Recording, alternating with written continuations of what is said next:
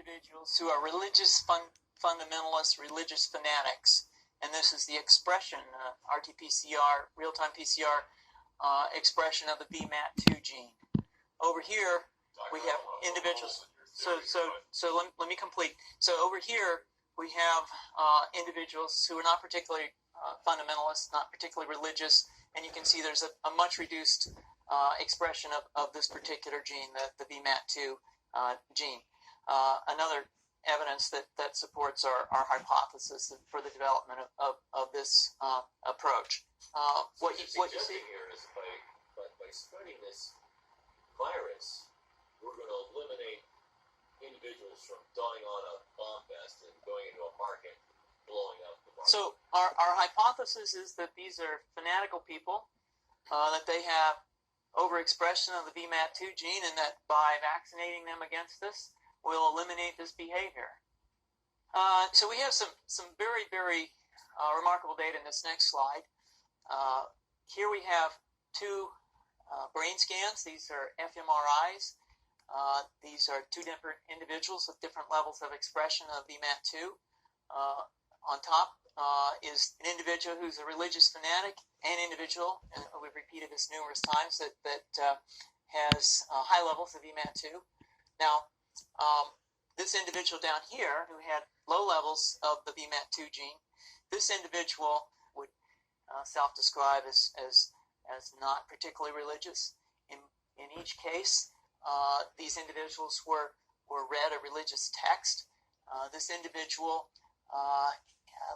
lit up the right middle frontal gyrus, shown here, and that's a part of the brain that's associated with theory of mind. It's a part of the brain that has to do with intents and beliefs and desires. In marked contrast, here's an individual who would not particularly self-describe as religious, and when they're read a religious text, what you see is that this part of the brain called the anterior insula lights up. This is a part of the brain that's associated with disgust or displeasure on hearing something.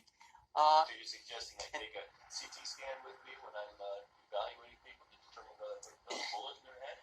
So the data that I'm presenting here supports the concept that we're proposing, and I think that we would not propose to do CT scans or fMRIs on individuals out in the hinterlands of Afghanistan. The virus would immunize against this VMAT2 gene, and that would have the effect that you see here, which is it's essentially to turn a fanatic into a normal person. And we think that will have major effects in the Middle East. How would you suggest this is going to be dispersed in the U.S.?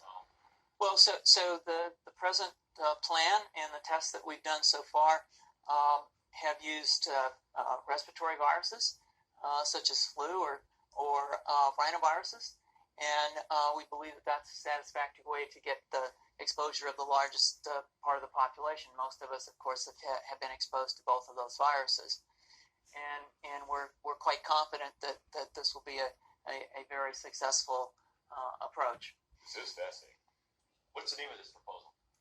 Yeah, so the name of this project is FunVax, which is the vaccine for religious fundamentalism.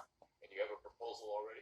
The proposal has just been submitted, and I think that the data that I have shown you today would support the development of this project, and we think it has great promise.